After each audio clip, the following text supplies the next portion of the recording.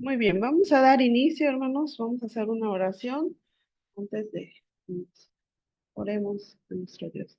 Padre amado, te damos muchas gracias, mi Dios, por permitirnos estar reunidos, Señor, en un mismo anhelo, en un mismo sentir, Señor, que es aprender, es oír tu voz, Señor, recibir tu consejo. Haz de nuestro corazón, Señor, un corazón sensible, atento, Señor, a tu palabra, Padre Celestial, y como dice bien tu palabra, Señor, que también no nos convirtamos únicamente en oidores, sino en hacedores, Señor, de tu palabra, Padre. Entrego en tus manos este tiempo que hemos de hablar de tu palabra, Señor. De, estamos conociendo diversidad de sectas, Señor, enseñanzas, Señor, que no van de acuerdo a tu palabra, Padre. Ayúdanos a comprender, Padre eterno, para poder prepararnos, Señor, en lo que el mundo hoy en día nos presenta, en lo que la sociedad hoy en día se encuentra, Padre Celestial, donde, como dice también tu palabra, Señor, en los últimos tiempos, en los postreros tiempos, Señor. Muchos, Señor, apostatarán de la fe. Habrá muchos engañadores, Señor, falsos profetas. Padre Celestial, y es lo que realmente estamos viviendo hoy en día, pero te pedimos, Señor, que nos ayudes. Ayúdanos, Señor, a comprender, a guardar tu palabra, a atesorarla, Señor, y nada de lo que se presente, Señor, fuera de ella, Dios nos mueva a lo contrario, Señor, sino que permanezcamos en tu verdad firme, Señor, como aquellos árboles, Señor, que se encuentran junto a la fuente que eres tú, Señor, aquella fuente que da vida y vida eterna, Padre. Gracias te damos, Señor, en el nombre de Jesús oramos. Amén. Muy bien, hermanos. Bueno, terminamos, bien, si no me equivoco, vimos la enseñanza 5 donde hablamos acerca de la expiación con respecto a cómo los adventistas eh, toman en cuenta la expiación de Jesucristo, ¿verdad? Mencionamos un poco cómo ellos piensan que la expiación que hizo Jesucristo, ¿verdad? No culminó en la cruz, sino que la expiación fue completa en el año de 1844, ¿verdad? Cosa que está lejos de la verdad y ahí les di cita bíblica con base a lo que ellos están diciendo para poder confrontarlos con la palabra y vimos esta cita bíblica de Hebreos 9:11 al 12. Aquí solo les voy a dar citas, hermanos, para que vayamos avanzando rápido. ¿Sí? Bueno, vamos a leer el primero, solo este, y ya, las demás solo les dicto lo que son las citas bíblicas. Bueno, dice, pero estando ya presente Cristo, sumo sacerdote de los bienes venideros por el más amplio y más perfecto tabernáculo, no hecho de manos, es decir, no de esta creación, y no por sangre de macho cabrío, sino ni de becerros, sino por su propia sangre, entregó una vez y para siempre en el lugar santísimo, habiendo obtenido eterna redención. Y aquí se cumple, ¿verdad? Os contradice lo que los adventistas enseñan, que la expiación no culminó en la cruz, sino que fue en el año de 1844, pero la palabra es clara, ¿verdad? Colosenses 2:14 también nos da referencia con respecto a lo que ellos hablan, contradice lo que ellos dicen, ¿verdad? Primera de Juan 1:9 también está muy claro lo que nos habla la palabra de Dios, y primera de Juan 1:7. Luego otra enseñanza que ellos tienen, hermanos, es con respecto al día sábado, que ellos lo atesoran, lo guardan, ¿verdad? Y aquí menciona, según la enseñanza de ellos, que si las personas no guardan el sábado, están destinados a ser condenados. Pero la palabra de Dios también nos enseña, ¿verdad? Que pues esto es un mandamiento ya antiguo que se culminó también en la cruz. Y yo les hablaba la semana pasada de cómo Jesucristo, ¿verdad? No guardó muchos sábados, violó esta ley en muchas maneras para enseñarnos, ¿verdad? Que pues esto no va. ¿Sí?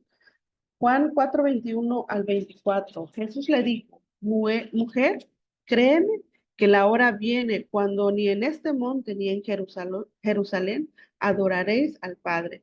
Vosotros adoraréis lo que no sabes, nosotros adoramos lo que sabemos, porque la salvación viene de los judíos, mas la hora viene y ahora es cuando los verdaderos adoradores adorarán al Padre en espíritu y en verdad. Porque también el Padre tales adoradores busca que le adoren. Dios es espíritu y los que le adoran en espíritu y en verdad, ¿verdad? Es necesario que le adoren. Y entonces, ¿verdad? Nos hace hincapié que no se trata de guardar esta ley. Y es importante, yo les he dicho que es el reflejo, ¿verdad? Es el espejo que nos guía, pero prácticamente no podemos, ¿verdad? Cumplir con todas. Y aquí nos habla la palabra de Dios, nos hace hincapié en la importancia, ¿verdad? De adorar a Dios en espíritu y en verdad es lo que realmente cuenta y no únicamente guardar estos mandamientos, estas leyes que se le dio al pueblo judío, sino que realmente podamos adorar a Dios en espíritu y en verdad con el entendimiento de todo lo que hacemos. Otra enseñanza, según ellos dicen que todas nuestras iniquidades serán cargados sobre el diablo. Primera de Pedro dice lo contrario.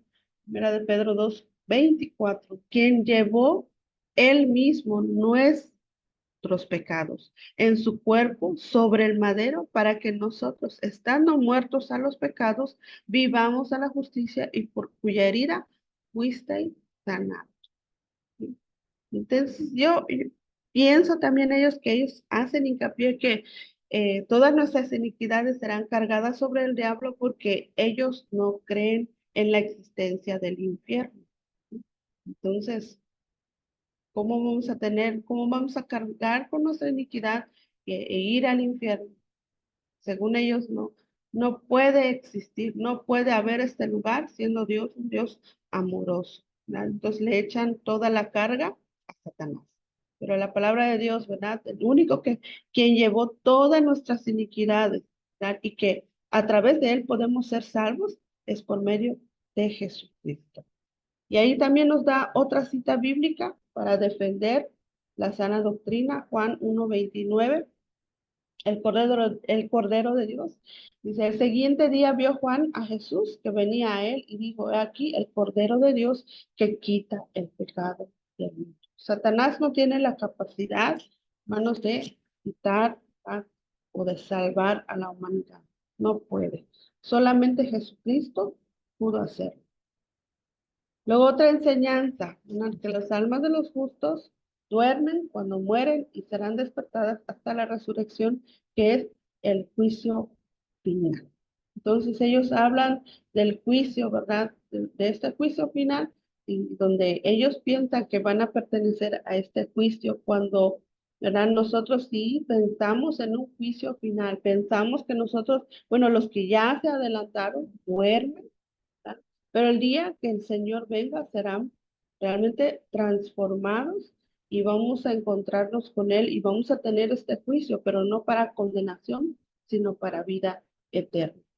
¿Qué hace hincapié a esto? Vuelvo a lo mismo, ellos no creen en la condenación eterna, porque para ellos no existe el infierno. Filipenses 1:23-24. Porque de ambas cosas estoy puesto en estrecho, teniendo deseo de partir y estar con Cristo, lo cual es muchísimo mejor, pero quedar en la carne es más necesario por causa de vosotros.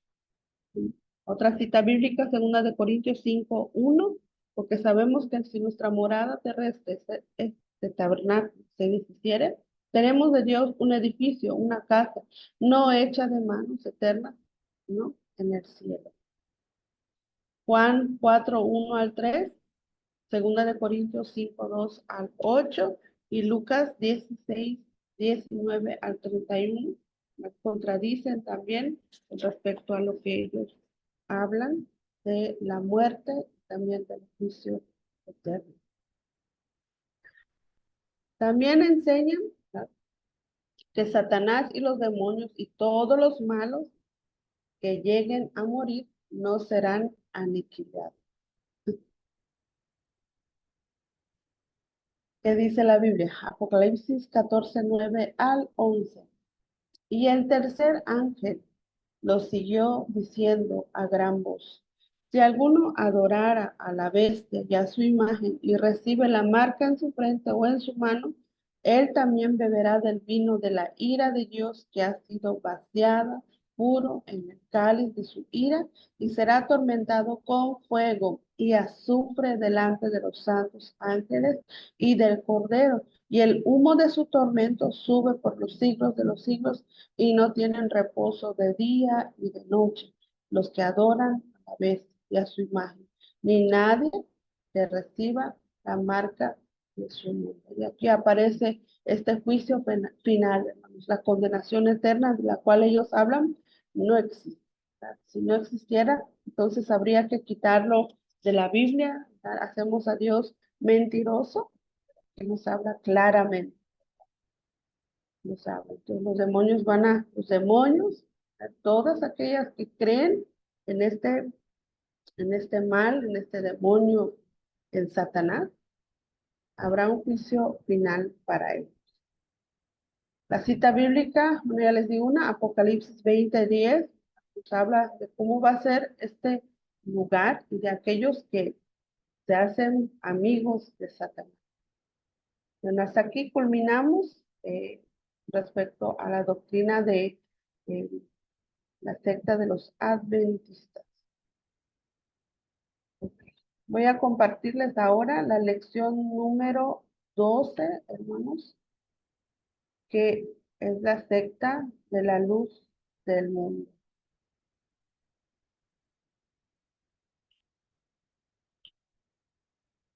Lección 12. Ahora sí, estamos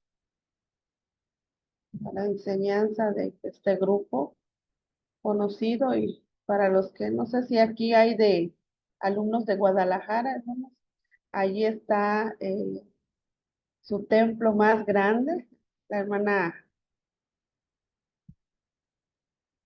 Yo soy de hermana que, Guadalajara, pero bueno, vivo acá en Playa, pero soy de Guadalajara. ajá, ahí está. Bueno, ellos tienen su templo, el templo más grande, la luz del mundo, se encuentra en Guadalajara, y esta imagen que les puse de fondo es prácticamente el lugar donde ellos están. Es la manera en cómo ellos construyeron su templo. ¿Cómo inicia la secta de la luz del mundo? Tuvo sus inicios en 1926 por un hombre llamado Eusebio Joaquín González, un ex militar, según cuenta la historia, ¿verdad? Y aseguró él recibir una revelación el 6 de abril de 1926, que afirma que Dios le habría dado el nombre de Aarón y le encomendó restaurar la iglesia. Ellos piensan que, como todos los demás, piensan que nosotros que nos llamamos cristianos, ¿verdad? Estamos lejos de la verdad, estamos fuera de la verdad, y todos aquellos que hablan de que son y tienen la verdad son los que no realmente tienen la verdad. Hoy en día el líder principal es un hombre que, si no me equivoco, hasta la actualidad sigue en la cárcel. Ellos fueron detenidos por eh, violación, por pornografía infantil y muchas otras cosas más. Y hasta la actualidad sigue en la celda este hombre llamado Nazón. Usted quiere investigar allí. Y este es un grupo muy conocido allí del lado de Guadalajara, hermanos. Aquí, por ejemplo, en Yucatán, he visto muy poquitos, muy contables. De hecho, por acá no he visto, pero sí en los pueblitos cerca de Yucatán he visto algunas comunidades donde eh, esta secta se encuentra con iglesias, con templos. Pues no conocía muy bien también con respecto a ellos. Muy bien. Esta iglesia, hermanos, se presenta como en sus inicios como la iglesia primitiva de Jesucristo, que al faltar, según ellos, hermanos, uno de los apóstoles, Jesucristo, ellos señalan que los cristianos empezaron a corromper, ¿sí? Y las normas que estableció Jesucristo se empezaron, ¿verdad?, a alejar de la verdad y se crea una iglesia lejos de la verdad, según ellos. Entonces, por lo tanto, este hombre dice que Dios le llamó y le dijo que tiene que restaurar la nueva iglesia con ciertas doctrinas, con ciertas enseñanzas que Dios, según, le da. Entonces, su director principal en sus inicios, ya les dije, por Joaquín González, ¿sí? Y al morir quedó en su lugar Samuel Joaquín. Si se dan cuenta, son hijos, ¿ah? Van quedando hijos hasta llegar al actual, que es Nazón Merari Joaquín García, que es el nieto estos hombres, ¿sí? En Isaías 9:6, sí,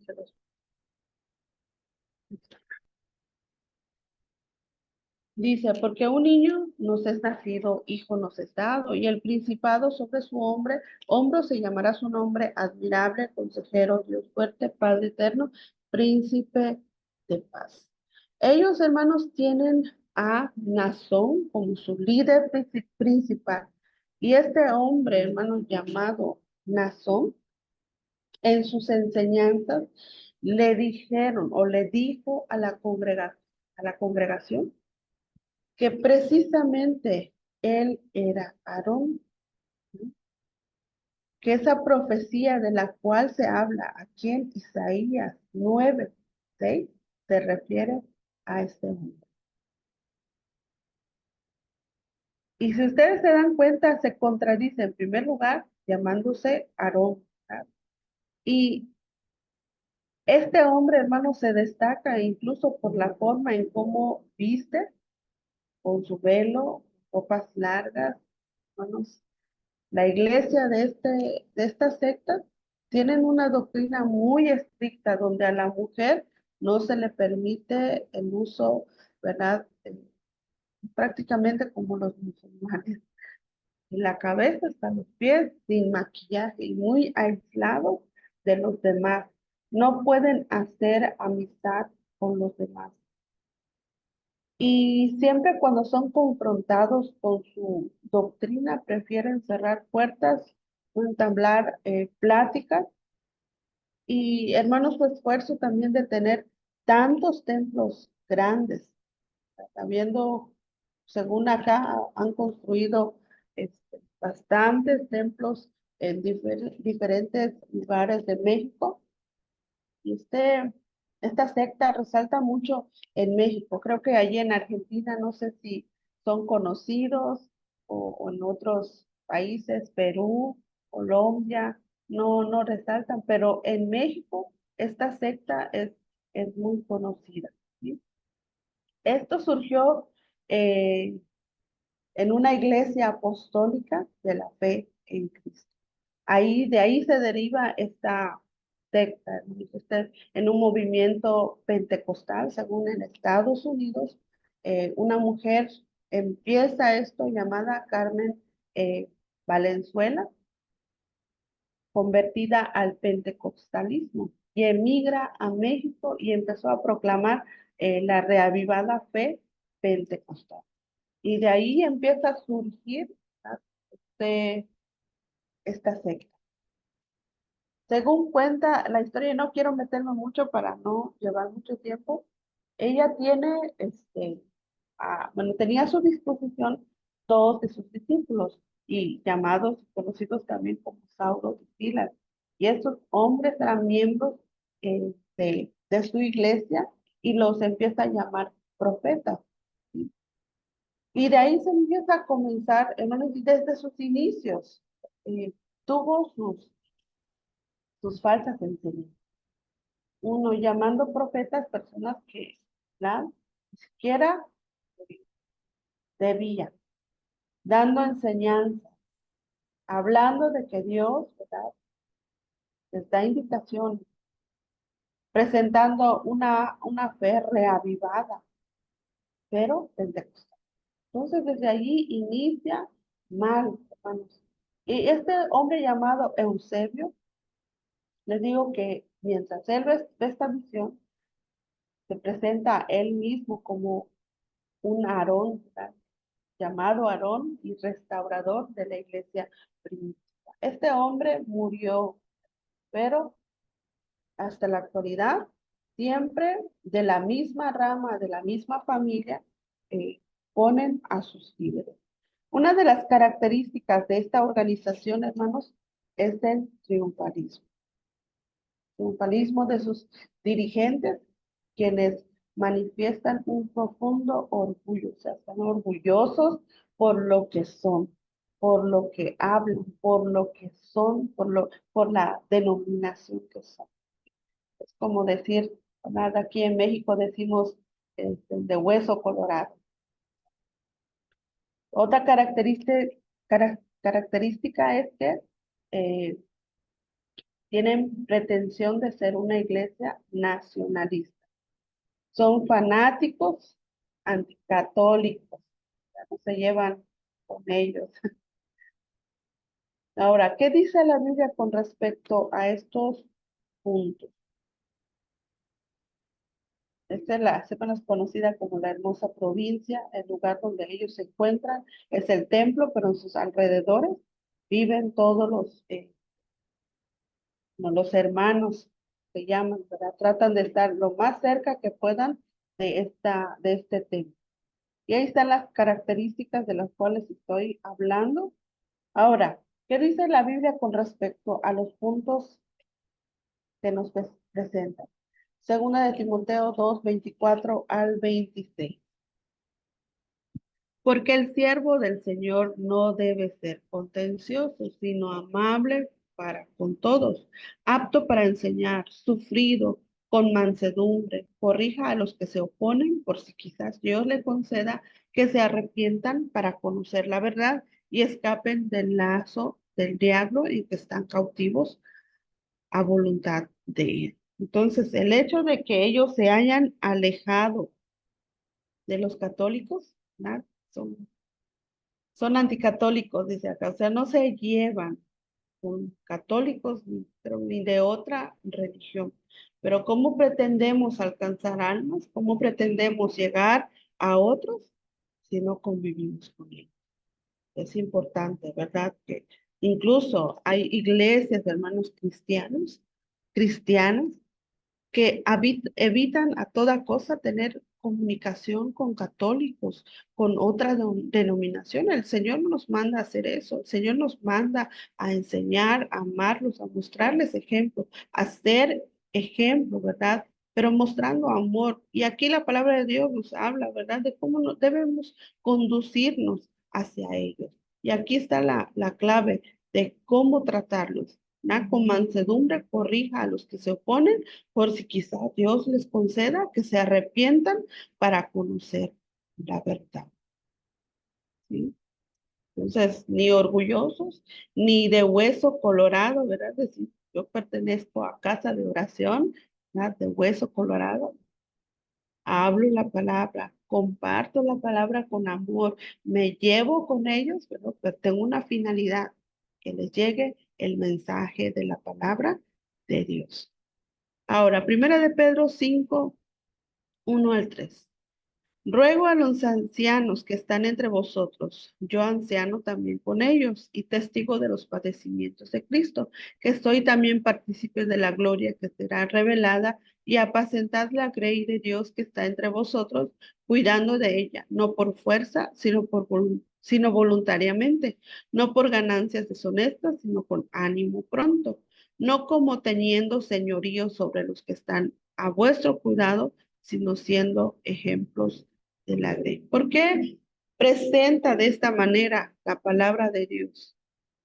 Porque muchos de los que pertenecen a la luz del mundo, hermanos, son machistas, son hombres que ponen a un lado a la mujer.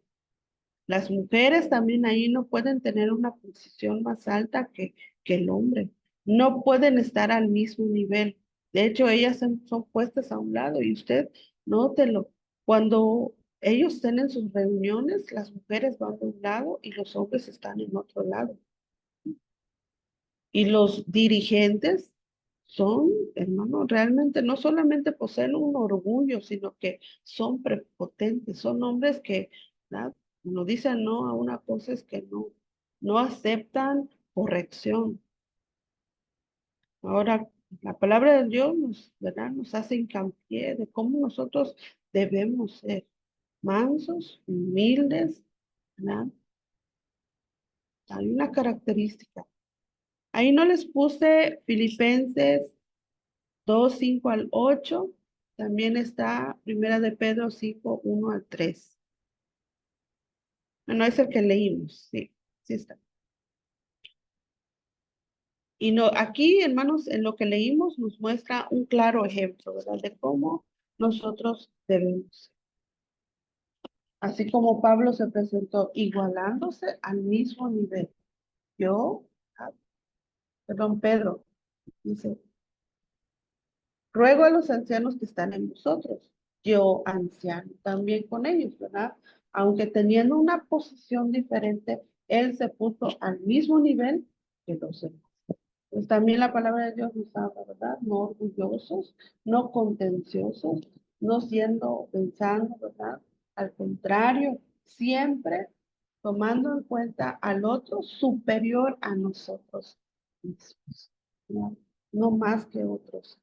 Filipenses 2:5 al 8. Haya pues en vosotros este sentir que hubo también en Cristo Jesús, el cual siendo en forma de Dios no estimó el ser igual a Dios como cosa que aferrarse, sino que se despojó a sí mismo, tomando forma de siervo hecho semejante a los hombres, y estando en la condición de hombre, se humilló a sí mismo, haciéndose obediente hasta la muerte y muerte. Otro ejemplo de cómo Jesús vino, ¿verdad? Para enseñarnos a que no somos superiores, somos siervos. Él vino a servir, Él vino a dar su vida y de la misma manera nosotros, hermanos, también ser siervos, ¿verdad? No enorgulleciéndonos, ¿verdad? Ante la gente, sino que siempre presentándonos como siervos. Ahí también les puse y les remarqué, hermanos, Mateo 20:20 al 28, cuando habla acerca de la mamá de Jacob. Y está, bueno, de Juan y Jacobo, y esta mujer, ¿verdad?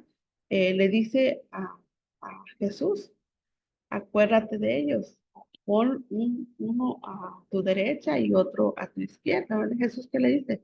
El que quiere ser grande, primero tiene que ser siervo. Entonces, mejor, hermanos, seamos conocidos como siervos.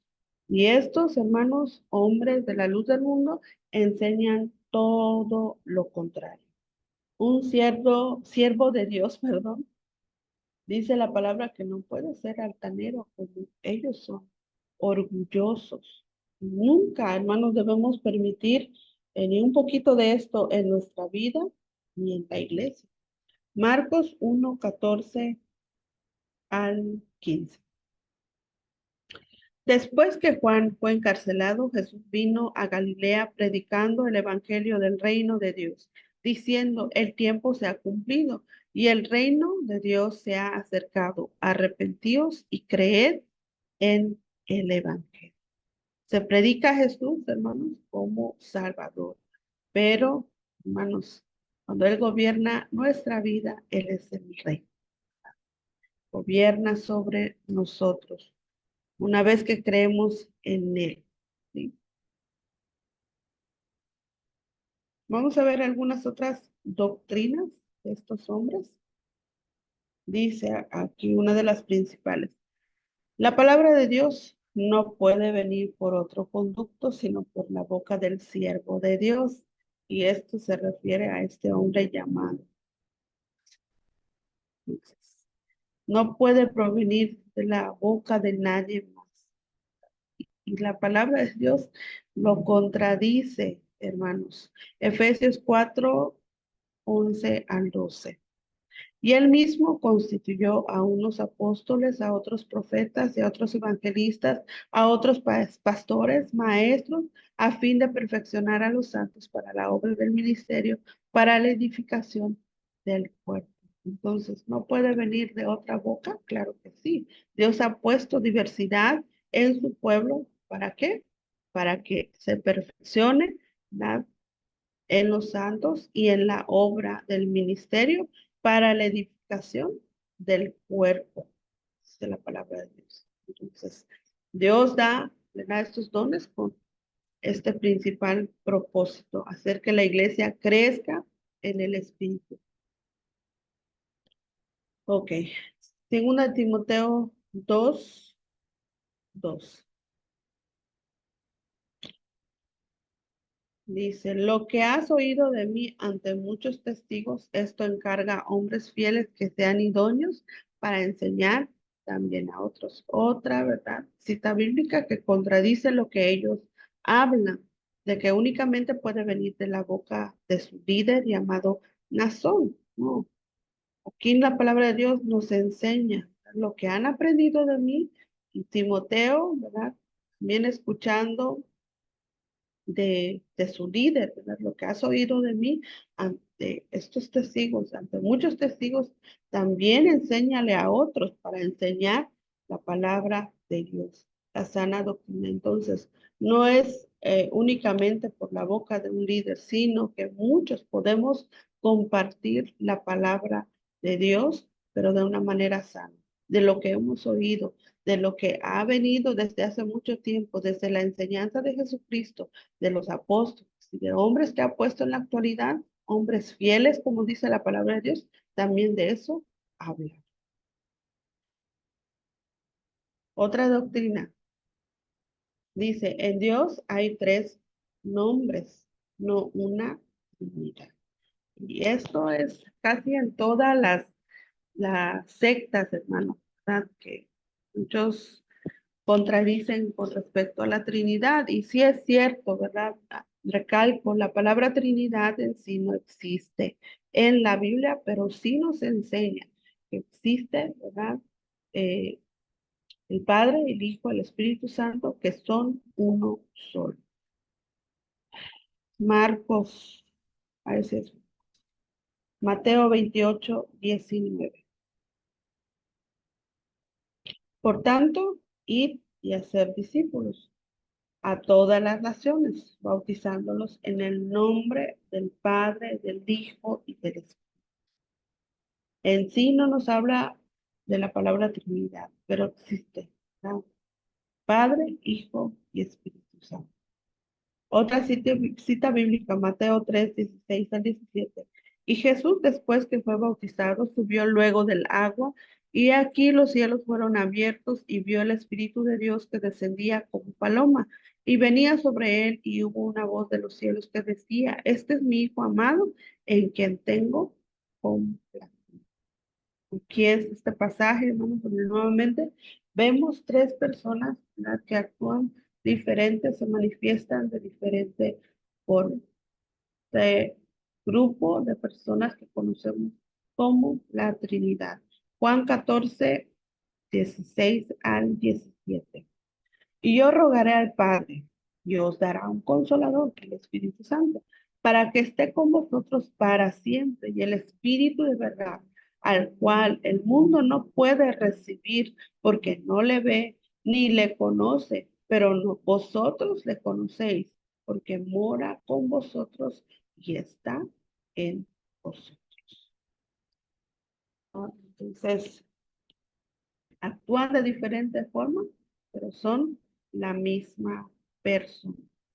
Vamos a ver otra enseñanza. En Jesucristo, dicen ellos, hay dos naturalezas. Jesucristo, Jesús hombre y Cristo Dios. Una cosa, hermanos, es hablar, ¿sí?, de Jesús y otra de Cristo. O sea, hacen, ¿verdad?, de Jesucristo dos tipos de personas. Hacen esta división del nombre de Jesús.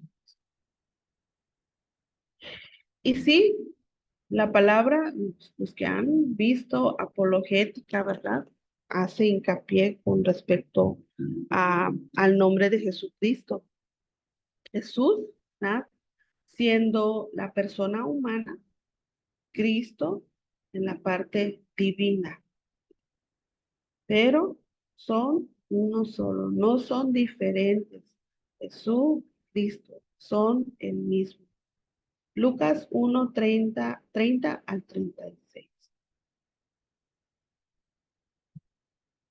Bueno, vamos a leer esta, que va contra lo que dice también ellos. Juan 1:1. En el principio era el verbo y el verbo era con Dios y el verbo era Dios y hasta el principio era en el principio con Dios. Todas las cosas por él fueron hechas, sin él nada de lo que ha sido hecho fue hecho. Juan 5:58. Jesús le dijo, de cierto os digo, antes que Abraham fuese, yo soy. La parte divina y la parte humana de Jesucristo. Colosenses 1:15 al 17, y es la imagen del Dios invisible, el primogénito de toda creación, porque en él fueron creadas todas las cosas, las que hay en los cielos y las que hay en la tierra, visibles e invisibles, sean tronos, sean dominios, sean principados, sean potestades, todo fue creado por medio de él, para él, y él es antes de todas las cosas y todas las cosas subsisten. En él subsisten. Contradice estas enseñanzas. Creo que me falta una cita para esto. Mateo 3:16 al 17. Ahí solo copien estas citas, hermanos. Filipenses 2:5 al 8. Dice, haya pues en vosotros este sentir que hubo también en Cristo Jesús, el cual, siendo en forma de Dios, no estimó ser igual a Dios como cosa que aferrarse, habla de la divinidad de Dios, sino que se despojó a sí mismo, tomando forma de siervo, la forma humana, hecho semejante a los hombres, y estando en la condición de hombre, se humilló a sí mismo, haciéndose obediente hasta la muerte y muerte de cruz. Ellos hablan de Jesucristo, dos personas muy diferentes, pero la palabra de Dios es clara, que nos habla de que es la misma persona, es una sola persona. Y aquí nos muestra, hermanos, dos aspectos únicos que debemos considerar en el nacimiento de Jesús. ¿No? Uno, su encarnación fue un milagro de Dios donde el Hijo de Dios preexiste, coexiste y autoexiste. Su nacimiento es único, no ha habido otro igual, ni lo habrá por el simple hecho de que nació en el vientre de una mujer virgen. Jamás nadie ha nacido de esa manera. Entonces, no pueden hablar de Jesús diferente a Cristo, ¿verdad? Porque nada, aquí nos habla de algunas situaciones que se presentaron de una obra milagrosa, ¿verdad? Que nunca ha existido, que nunca ha vuelto a repetirse en la humanidad. Por eso hablamos de Jesucristo como la parte humana, pero también la parte divina. Él es uno solo, no dividido. No Jesús hombre y Cristo Dios. No, sino que realmente es una sola persona.